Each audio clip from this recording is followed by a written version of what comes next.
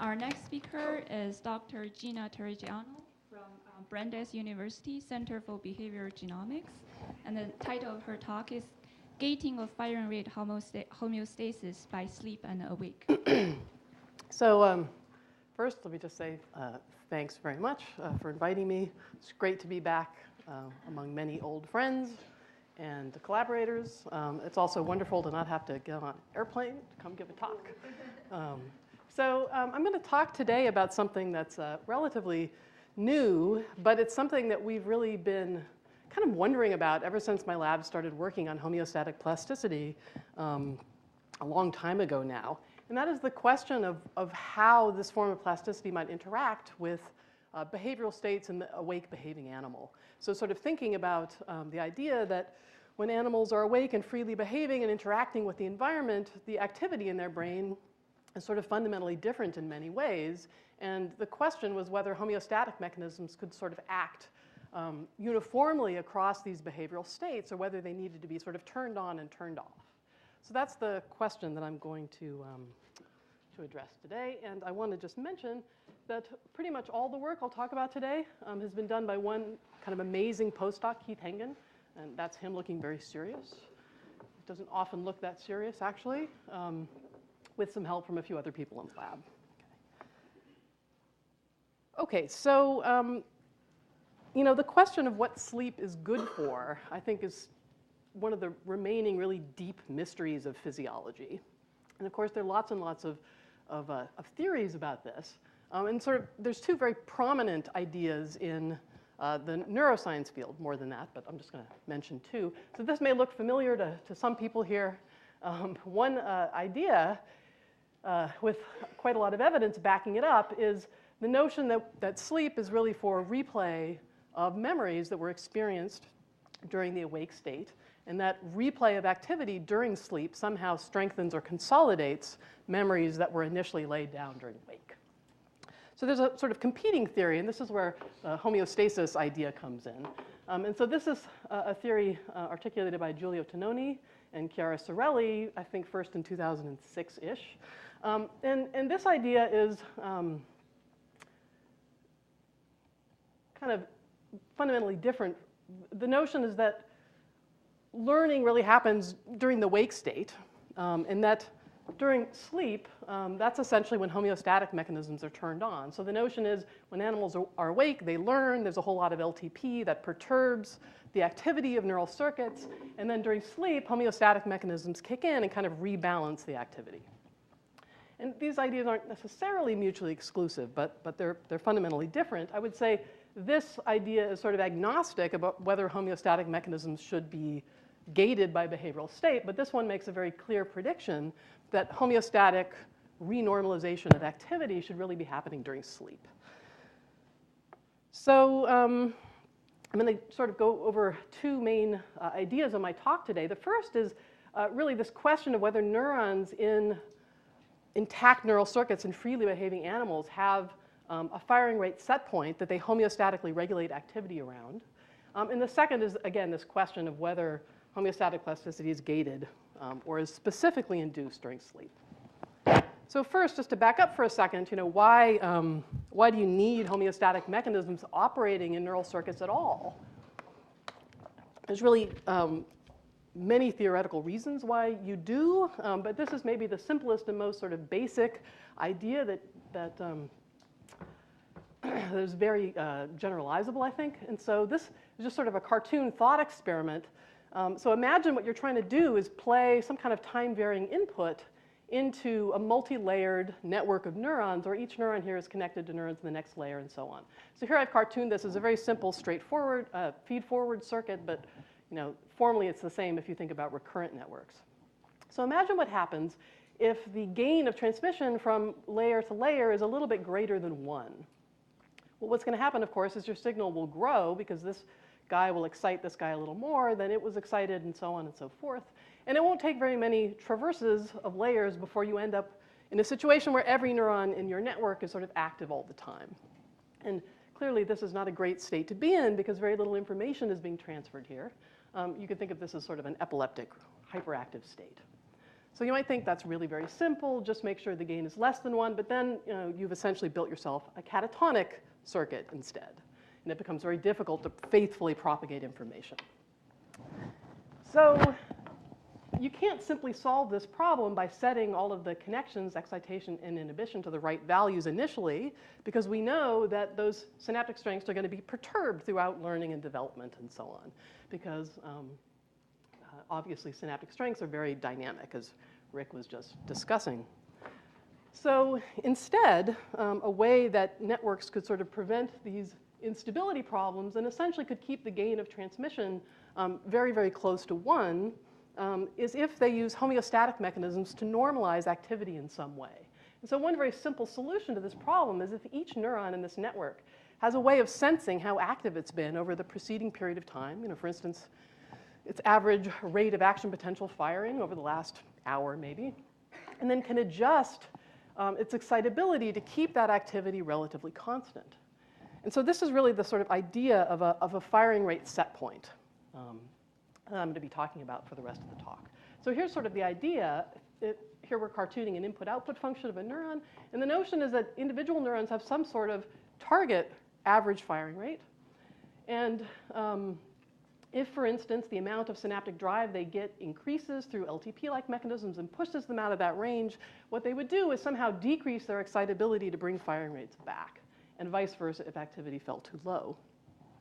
And actually, when we first started doing experiments on homeostatic plasticity back in my lab about 18 years ago now, working on dissociated neurons in culture, we found evidence for this sort of idea.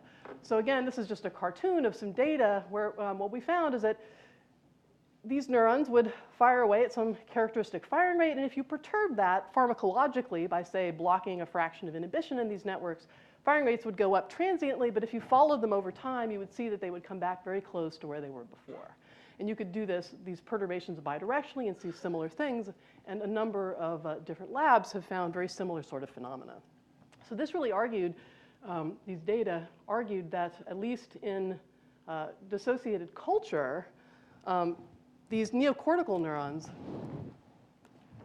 in this case, in our case from visual cortex, really did seem to regulate their firing around some kind of average rate. Now, a number of different plasticity mechanisms are likely to contribute to this regulation. One of these is homeostatic bidirectional regulation of excitatory synaptic strengths, or the process of synaptic scaling, as we call it. And so what we know is that when activity of neocortical neurons is increased, they will scale down the strength of all of their excitatory synapses. And conversely, if activity decreases, they scale the strength of all of these synapses up. And so the idea is that Hebbian mechanisms might come in and specifically modulate the strength of individual synapses. Over time, that might perturb the activity of these neurons. And then these homeostatic mechanisms would step in and scale the whole distribution of weights up or down and renormalize firing. And this is really just one of the mechanisms that contributes to this firing rate homeostasis in vitro, but it seems to be one of the important ones, and we also see this in vivo. Okay, so, right, and actually I'm just showing you data from in vivo preparation. And this is pretty much the same preparation I'll be talking about now throughout the rest of the talk. So a number of years ago, Neeraj Desai, a postdoc in the lab, and actually working with Bob Cudmore, decided to see if we could find evidence for homeostatic synaptic scaling in vivo. And so the paradigm that we use now was to take young rats, and these are sort of during the classic visual system critical period, and to do a kind of in vivo analog of manipulating activity in culture. So we would do a monocular deprivation. And all the experiments I'm going to tell you today, we've been doing our manipulations and then our recording from the monocular portion of visual cortex. And so as you probably know, in the rodent, most of their visual fields don't overlap because their eyes are on the side of their head. And so they have large portions of V1 that are driven just by activity from the contralateral eye. So this gives us a really nice paradigm for perturbing activity to one hemisphere of V1 and leaving it unperturbed in the other hemisphere. And so all the experiments I'll tell you today are basically using the same paradigm. So here, what we did was to lower visual drive to one hemisphere for a couple of days, then go in and record miniature excitatory postsynaptic currents, which is sort of a measure of postsynaptic strength from layer 4 neurons in primary visual cortex. So this is sort of the primary input layer to cortex. And what we saw is something very similar to what we saw in culture, that is that in the deprived hemisphere, these excitatory AMPA-mediated minis got larger in amplitude. And this whole distribution of synaptic weights shifted to the right in these deprived neurons. And this is bidirectional, so if you simply remove the eye patch or TTX or whatever you use to manipulate visual drive, you see that minis come back to control. And again, many labs now, in addition to ours, have seen this sort of phenomenon in visual cortex. Okay, so now let's get to the main question, the first main question, and that is, so there's evidence for this sort of firing rate homeostasis, as we're calling it, in vitro, but what about in vivo in freely behaving animals and neurons embedded in real networks? Now, we knew, and again, evidence from many labs has suggested that there are a number of homeostatic plasticity mechanisms that operate within these circuits. But when you do something like visual deprivation, you're setting in motion many, many different kinds of plasticity. And it's very difficult to sort of extrapolate from all of those synaptic changes you can measure in a microcircuit, for instance, what the net effect is on firing. So what you really have to do is actually just go in and measure the firing rates of these neurons in V1 over time. And surprisingly, this hadn't really been done before, despite sort of decades of work on visual deprivation. Okay, so here's the paradigm. So what Keith Hengen did in collaboration with Don Katz at Brandeis, because we were complete novices at this, his lab is expert, so he really helped us get this up and running. What Keith did was to implant microelectrode arrays into both hemispheres of primary V1. And we're doing this in animals, again, during the sort of classic visual system critical period.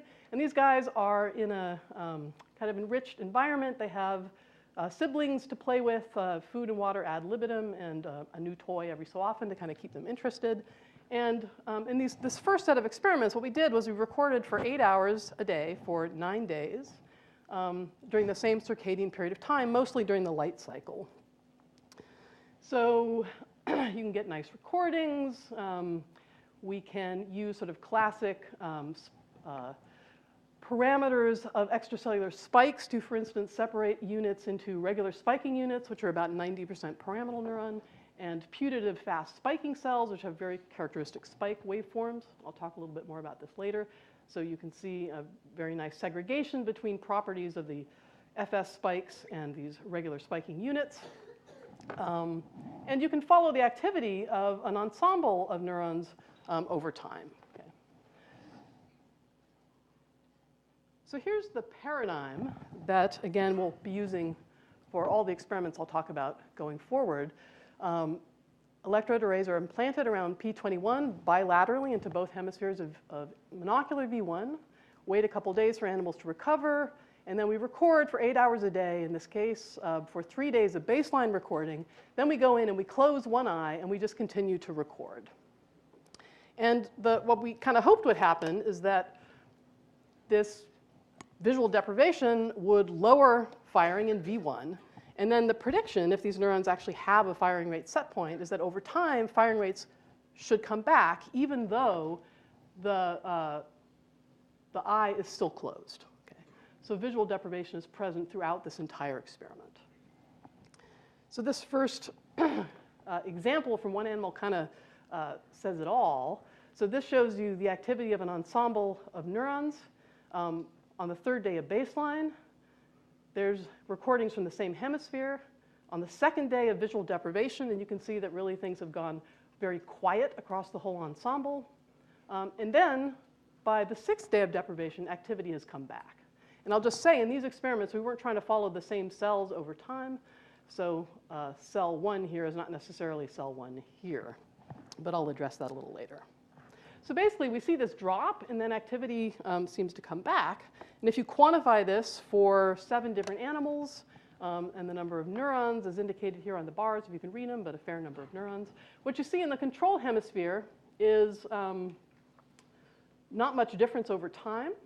There's quite a bit of variability in firing from neuron to neuron, and I'll mention that in a little more detail in a minute. But average activity doesn't change. But in the deprived hemisphere, what you see is this drop in activity, which interestingly doesn't happen on day 1. It happens on day 2 for reasons I'll get into. And then over time, activity comes back. Now, this is correlated with changes in excitatory synaptic drive. So in this case, I'm showing you recordings just from sort of the upper layers of cortex. So again, these are regular spiking neurons, mostly pyramidal from layers 2, 3, and 4 primarily. And if you look at synaptic strength onto neurons in layer 2, 3, using exactly the same paradigm, so matched in time, what you see is on the second day of deprivation, there is a drop in AMPA quantal amplitude. And then over the next 4 days, the strength of these excitatory synapses first comes a little above baseline and then is potentiated.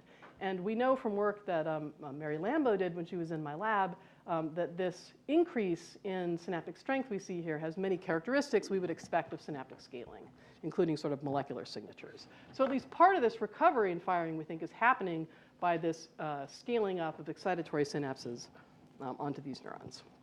Other mechanisms undoubtedly contribute as well.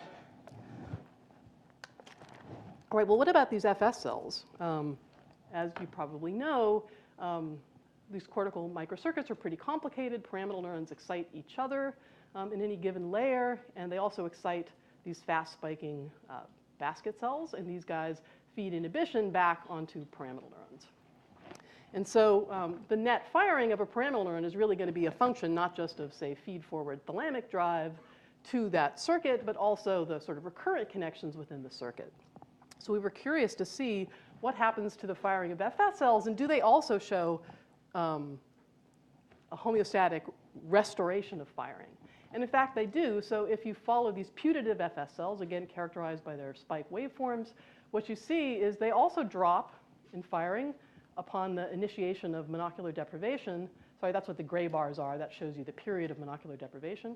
Interestingly, they drop earlier than the RSUs. They drop on the first day of deprivation, but then they also come back. So just for comparison, here's what we saw in the regular spiking putative pyramidal cells. They don't drop until the second day. And so we think part of the reason that their firing isn't much affected on the first day is actually because of disinhibition from this FS circuit. So this idea that plasticity sort of happens first at these FS cells is actually sort of gaining traction. So a number of recent papers have really suggested that some of the very first changes happen onto these FS cells. Interestingly, both cell types come back. So even in the presence of prolonged monocular deprivation, there's some sort of retuning of the strength of excitation and inhibition that allows both of these cell types to find their preferred firing rate. Now, in addition to looking at just sort of mean firing rate across the ensemble, the other thing that Keith did was to look at the distribution of firing rates across all the neurons we recorded from these 7 animals in this set of experiments. And what he found is this. So first of all, there's a very broad range of mean firing rates, consistent with a lot of other data. So what this shows you is the baseline distribution of mean firing rates across all the neurons we recorded on the 3rd day of baseline.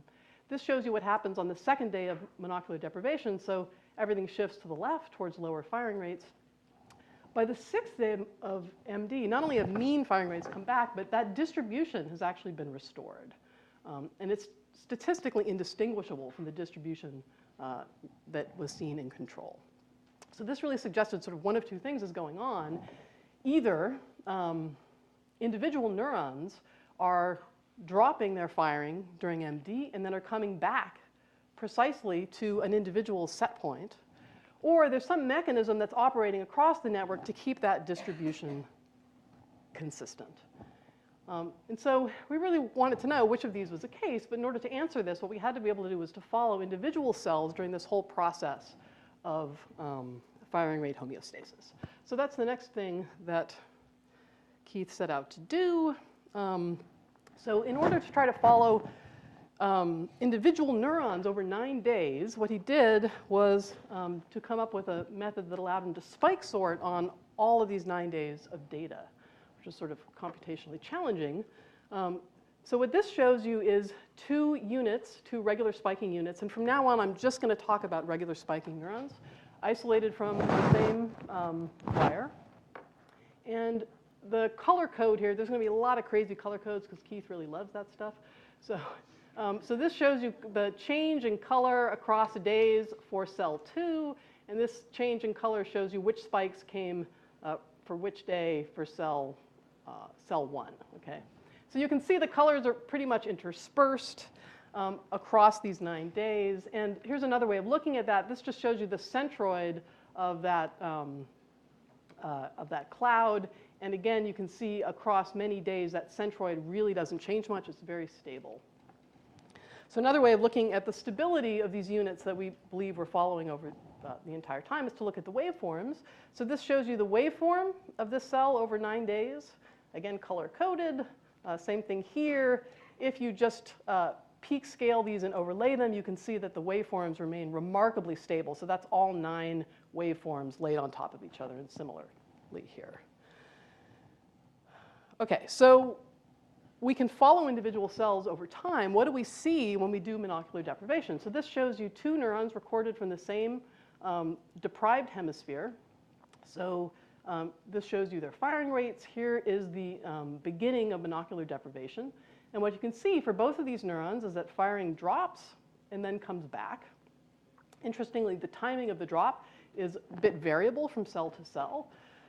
But in both cases, you can see these neurons seem to come back very close to where they started, even though they have very different initial firing rates. So that sort of suggested that individual neurons are really coming back to an individual set point. Sorry, this just shows you the ensemble mean across all the neurons now from 6 animals that we were able to follow for 9 days. So again, it looks pretty much like what I showed you before. When we were just looking at time points, a drop and a rebound in the whole distribution. Okay, so if we look at this across all the neurons that we recorded and could follow for 9 days, 8 or 9 days during this entire experiment, what do we see? Okay, so what we're plotting here is the baseline firing rate of individual neurons. So each spot is a neuron. So the baseline firing rate is plotted against the firing rate during early monocular deprivation. That would be in the deprived hemisphere where neurons have dropped. And this shows you neurons from the control hemisphere. So again, for each animal, we have a population of unperturbed neurons and a population of perturbed neurons. You can see the control neurons really stay kind of distributed around the unity line, showing sort of no net change in firing rates. But in the deprived hemisphere, neurons fall below the unity line, and that shows you a sort of depression of firing across the whole distribution. So now what do we see during late MD? And that would be this time point when firing rates in the deprived hemisphere have come back. And what you see is that, again, the control neurons are distributed around the unity line, and now you can see that the deprived neurons have moved back up to that same line, again, indicating that across the distribution, neurons are coming back. So what this shows you is a quantification of the percent difference in firing for a neuron between baseline and either early or late MD. Okay? So what we did was normalize the firing of each neuron and look at sort of the percent change in firing. And an early MD, you see not much difference in control neurons and a drop, as you would expect, in deprived. But if you look during late MD, what you see is the deprived neurons are coming back to within, on average, 15% of their initial firing rate. So even though they're starting with, dramatically different, I mean, orders of magnitude difference in firing rates, initial firing rates, they're coming back to within 15%. So we think that's pretty good regulation, and is really arguing that individual neurons are coming back to an individual set point. Okay, this is just another way of looking at the same data, and I think I'll actually skip that for reasons of time and get to the second question that I wanted to address. So we think our data are really arguing that, at least in V1, pyramidal neurons are really maintaining a very stable firing rate over time. And they are doing this by actively regulating their excitability to keep themselves around that mean firing rate. So the next question is, how do they do this, especially in the face of sort of dramatically different behavioral states that the animal might be experiencing? So that brings us back to this question of sleep and wake, and whether homeostatic plasticity, and in this case, this process of firing rate homeostasis, might be segregated to either sleep or wake states, or whether it happens sort of continuously. So rats do not sleep in a consolidated way, the way some of us at least do when we're young. Instead, they alternate between sort of brief bouts of sleep and wake, okay? And they tend to be a little more awake in the dark phase and a little more asleep in the light phase, but in both phases, you see they cycle between these sort of brief bouts of sleep and wake. So we realized we were in a really nice position, being able to follow the firing of neurons in real time as they are undergoing firing and homeostasis, to ask whether that rebound in firing happens during sleep or wake. So the prediction, if it were not modulated, is that it should just be continuous over time. It shouldn't matter what state the animal's in. And I probably should have pointed this out, but this rebound in firing is happening primarily over about a 2-day period. So the animals are going through many different sleep-wake states and a couple of different light-dark states. The other possibility, sort of getting back to the Tononi hypothesis, is that this process might be gated in some way by sleep or wake. And so the Tononi hypothesis would suggest that when the animal's awake, you wouldn't see any change in firing, and then during each episode of sleep, you would see a little uptick in firing. This would be during the rebound phase, okay? So the question is, which of these do we see?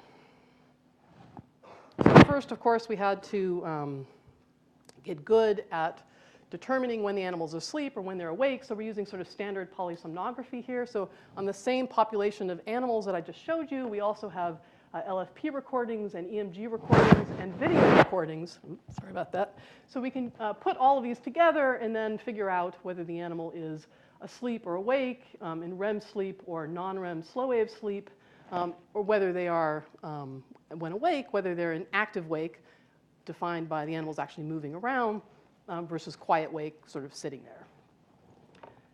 So this just quickly shows you the activity of individual neurons when the animal is, for instance, asleep versus awake.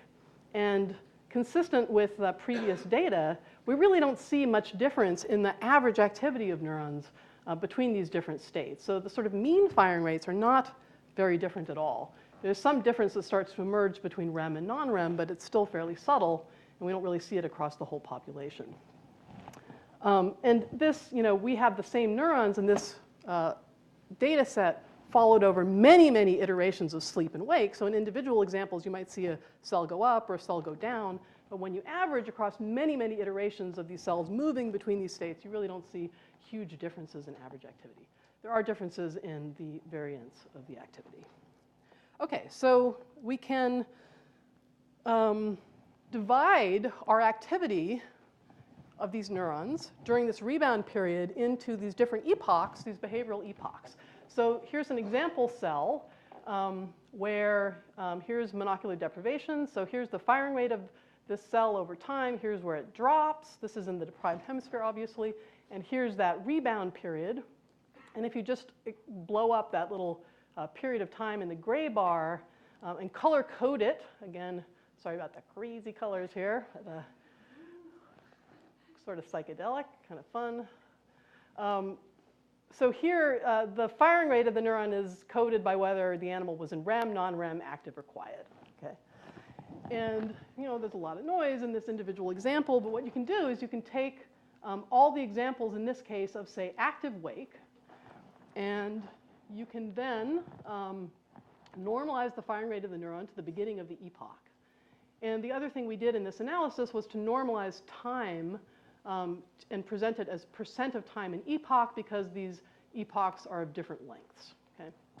So if you do that, you can then average across all of these epochs, and you can ask whether there's any net change in firing over those different types of epochs. Okay. So this is what you see if you look at neurons from the control hemisphere. So I just want to remind you, because of the way we're doing the experiment, we have the same animal. Neurons from the control and the deprived hemisphere are undergoing exactly the same behavioral states, but in one case, the neurons never had a drop in firing and they're not going to rebound, and in the other case, neurons are undergoing this homeostatic restoration. So in the control hemisphere, what you see is really not much at all. So over these different kinds of epochs, we don't see any net or significant change in firing. Much to my surprise, when we looked in the deprived hemisphere, we did not see homeostatic plasticity happening uniformly across these different states. It, in fact, is behaviorally gated. But I will point out that this color is the sleep states, and there is no change during either REM or non-REM sleep. In fact, the rebound in firing seems to be confined largely to the active wake state. So here's another way of looking at this. This just shows you the sort of change we see across epoch type, where we're comparing neurons from the control and the deprived hemispheres. And it's only in this active wake state that we see a significant difference emerging between states. Now, these states are of very different durations, right? And in the previous analysis, we had normalized time to percent time in epoch. So we wanted another way of looking at this that didn't require normalization, and also that would allow us to look at the effect of length of time in epoch on firing rates. And the prediction might be the longer the animal's awake, the more rebound you would see. And in fact, that's exactly what we see. So here we've divided epochs into quintiles based on just divided them up so that we have the bottom 20% and the top 20%. And this shows you the average length of those bouts. Again, for REM and non-REM, there's no effect of epoch length on change in firing rate. This is all now from the deprived hemisphere. But if you look in the wake states, in active wake, you see this strong effect of epoch length on the rebound and firing. There is a trend towards a change in quiet wake, but it's not significant. Okay, so part of the sort of Tononi hypothesis is this idea that when animals are awake, they're running around in their environment and they're learning stuff, and this causes a bunch of LTP and potentiates synapses and perturbs firing rates, increases firing rates. And so in our previous data set, we really didn't see much, no effect actually, of just being awake on firing rates. So we wanted to look at this more carefully and do an analysis that was pretty similar to what they did. So what we did here was we just scanned through our entire data set looking for blocks of time that were either sleep dense, which means the animal was asleep for at least 95% of the time, or were wake dense, so awake for at least 90% of the time. So this could be happening at any circadian time. We just scanned through, found all of these epochs, and then looked to see whether we could detect any change in firing. And if you just look at examples, what you can see, if you look at the activity of an ensemble in these wake-dense episodes, is in some cases, you see a sort of net decrease in activity. In some, you see no change. In some, you see a net increase. But you see the same thing in sleep-dense episodes. You can see all of these examples. And when you simply quantify across every iteration of sleep or wake-dense, in the control hemisphere, you see no change in firing across either sleep or wake. So at least in V1, in these developing animals, these are 4-week-old, young adult rats. There is no net change in firing driven simply by being awake. I would just mention this is a situation where the animals are, in an enriched environment, and but there's no learning task or anything like that. On the other hand, if you look in the deprived hemisphere, again, consistent with our previous analyses, you see no change in firing during sleep and this increase in firing that is confined to wake. So the other thing we were sort of worried about was a potential circadian confound here because, as I said, this is happening over a couple different light-dark cycles. And the analysis we just did was sort of blind to circadian time. We were really taking every episode, but there are a few more of these dense wake episodes in dark than light. So the other thing we did was just to, because this rebound, again, is happening over many light-dark cycles here indicated by the gray and white bars, we just divided it up into light and dark. So again, this is, I should just say this is confining the analysis to the active wake epochs now, where we know the increase is happening. And what you see is there's maybe a little bigger effect in the dark than the light, but in both cases you see an increase in firing. And we think the slightly bigger effect in the dark is probably because you tend to have a few more longer wake episodes in the dark. So we think this is really independent of circadian or other environmental effects like light and dark. It really seems to be driven by the animals being in the active wake state. Okay, so this idea that sleep is for the homeostatic resetting of excitability, we think our data really argue against this, at least in V1 in response to monocular deprivation. And instead, what we see was really surprising to us, that sleep states seem to actually be protected from homeostatic plasticity for some reason, or the other way to think about it is that the active waking state is somehow enabling homeostatic plasticity. And so, of course, this raises way more interesting questions. How is it gated by sleep and wake? We don't know the answer to that. Obvious possibilities. Are there something about the modulatory tone of cortex in these different states that can sort of turn plasticity on or off? And the other question is why you would want to segregate them.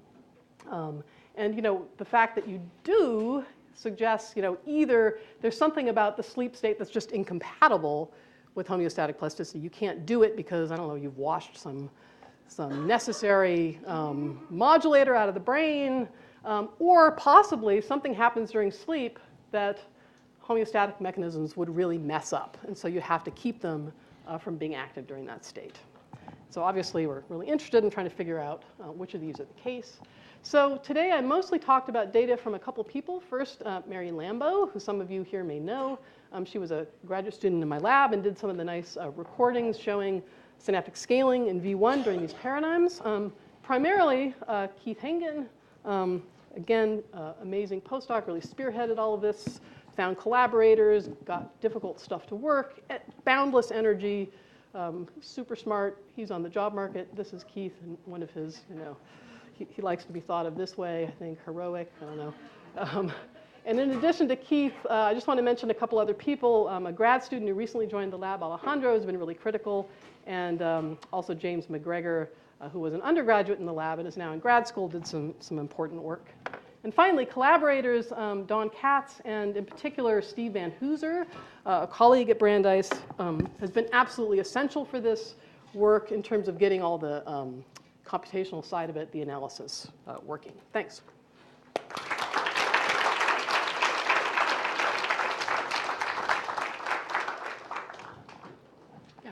Very nice study. One quick question is that instead of measuring from other cortices, have you think about picking region like the phenotonic anterior hypothalamus and the posterior ascending, and the region of the ascending, particular activation system to validate and to see do they behave the same thing like what you have in the observation? Yeah, I mean, I guess there's a lot of variations on that, so I'm not sure exactly which one you mean. I mean, one would be to sort of look in some of these areas and see what their activity looks like. The other would be to try to manipulate different areas that are known to modulate behavioral state and see what happens to homeostatic plasticity. And that's definitely something we're thinking very, very hard about. Yeah, Liwei? Gina, that's very interesting. So I'm just wondering, so you show very nice evidence that for rebound, it happens during active wake phase. But how about if you need to tone down Right.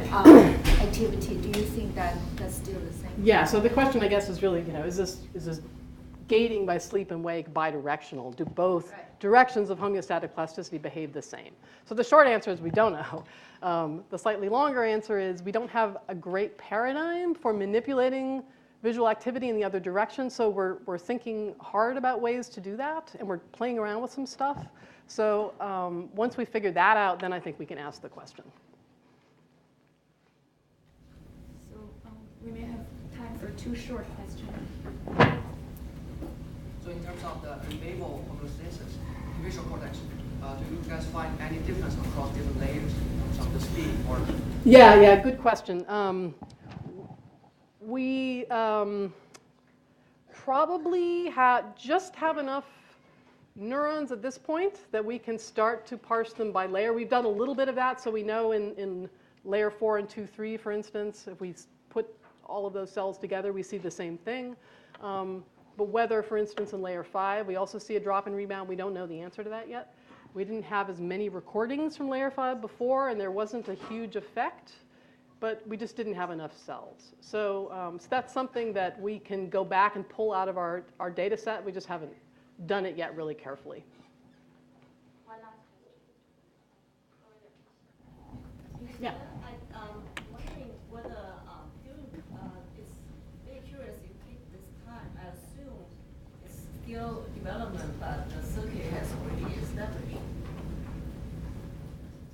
I would imagine during development, the sort of more positive feedback type of mechanism will give way to homeostatic type of mechanism. Do you think there's a critical period, a critical point after which the circuit will mainly rely on the homeostatic mechanism to keep balance? Right. We don't know a lot about the developmental expression of these mechanisms, right? I mean, we sort of picked this period of time, again, because in order to see a rebound, first we need to induce a depression, and I think I sort of forgot to say this, but there are mechanisms present in critical period visual cortex, a bunch of LTBs studied by Mark Baer's lab, probably other mechanisms like plasticity of inhibition that suppressed firing over those first 2 days. Tara Keck actually has a paradigm of retinal lesions that she has now moved to use in adult animals, where she can also see a homeostatic restoration of activity, but it plays out a bit differently in the adult, and it's not clear at the moment if that's a difference between, actually in this experiment, sorry, this was enucleation in adults. So that paradigm hasn't really been compared to what you would see in young animals. So you see the basic phenomenon again, but the mechanisms underlying it seem to shift. So that's just a hand-wavy way of saying there's a lot of work to be done there to really figure out developmentally how these mechanisms are regulated. And presumably they're regulated in tandem with all these other plasticity mechanisms so that the right things are working together in circuits at the right time. So just curious, do rats sleep with their eyes closed? Yes. So I'm wondering whether the explanation of, I know you analyzed the data during the dog life cycle that sort of argue against what I was thinking.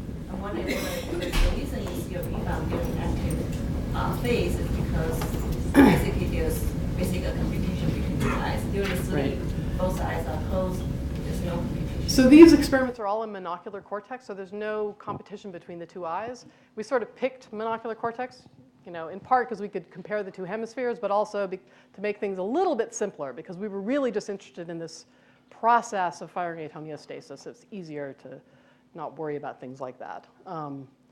Although you see similar things in binocular cortex as well from other labs. But I didn't point this out, but you might have noticed in control recordings, the average activity of neurons in V1 is surprisingly not different in the light and the dark. So on the face of it, that seems really counterintuitive. On the other hand, actually, it's been reported previously, work from Joseph Fisher's lab in rats that were being chronically recorded, again, in the dark, very little difference in mean firing. So we don't think, so in order to get this homeostatic process, you actually need to set in motion sort of active mechanisms like LTD and plasticity of inhibition that then suppress firing. Closing the eye itself isn't enough to do that. Okay. Thank you.